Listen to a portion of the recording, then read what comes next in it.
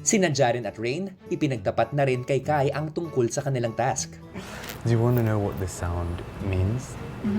It means every time there's a sound, we receive a message. The first message was, Hi, Shane. how are you? I hope everything's okay there. There. I hope everything there There is is okay. okay. Then the second time, May gusto akong ibalita. I have something to tell you. Mama. The and third, then the third time we came, anhaon ti ka diha. Love, mama. What? My mom? love mama. What do Di you call your mama, mom? mama. Mama. What does she have to tell me? Maybe it's something to do with your biological parents. Oh my god, that's actually scary. Maybe, oh, you know what? We found your biological parents. They might be dead. Or, gosh, they're actually alive. What is this about? Maybe. Maybe like that. That's where she's coming. To tell me herself. Kinaumagahan, nasa isip pa rin ni Kai ang mga natanggap na mensahe ng mga kaibigan. Feeling na ako, mama, di mo na tinuod. They don't know me. I don't know them too. Pero kailan sila nga, kinsa ilang gihatagan. Maybe. Wala. Oh. Wala. Ano wala man? Because my mom doesn't even know her. Yeah. Wala ka balo o dili gusto ipabalo sa imo ha? Kay pangitaon nimo.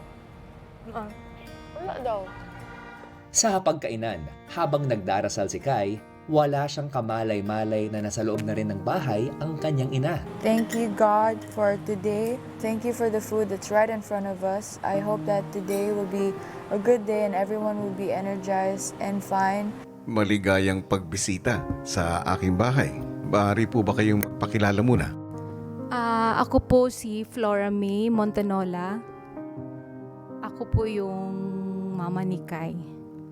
Maaari niyo po bang ikwento sa akin yung relasyon ninyo ni Kai na anak niyo? Alam naman po ng lahat na si Kai ay hindi ko talaga totoong anak. Hindi po ako. Ako lang yung parang nag-aalaga sa kanya. Dati pa is alam na niya yung yung totoo. Si Kai is ipinanganak dito sa Makati. And then, I'm from Cebu. Lumipad ako from Cebu to Manila para makuha lang yung bata na si Kai. Siya lang talaga yung yung anak namin. Simula nung dumating sa buhay ninyo si Kai, ano ang nabago? Parang may na talaga, may kaibahan kasi may bata na naaalagaan. At saka nabuo din yung family namin. At kumusta si Kai bilang anak? Ano siya kuya, mabait talaga na anak si Kai.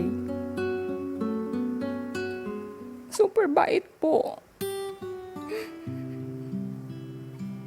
Gaano kahalaga si Kai para sa inyo? Mahalaga talaga, kuya. Isakripisyo ko po yung yung buhay ko para po sa kanya. Bakit kayo naging tapat kay Kai sa tunay na kalagayan niya ngayon? Para bang kung ako po sa kaniyang sitwasyon, parang kulang yung pagkatao mo. And then, gusto kong pag malaman niya yung totoo, sa akin po manggagaling yung katotohanan po. Ngayon, sa puntong ito, Mami Flora, may ipapaalam ako na napakahalagang bagay. Madalas din na mabanggit ni Kai ang tungkol sa kanyang biological parent at humingi ako ng tulong sa ilan para tulungan ka upang mahanap ni Kai ang tunay niyang mga magulang. Alam ko, ito ay isang napaka-importanteng aspeto sa inyong buhay. Ang proseso para dito ay hindi basta-basta at hindi madali. Isang tinatawag na DNA test ang ibibigay ko kay Kai. Kung ikaw ay papayag, Okay po, kuya. Gusto ko po yung ganun na paraan para na malaman yung talaga yung totoo. ikaw ang magsasabi sa kanya nito.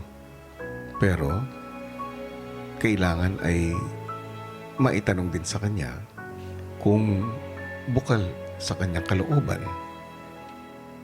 Naniniwala ako na ikaw ang nararapat na kumausap kay Kai tungkol dito. Okay po, kuya. And salamat po.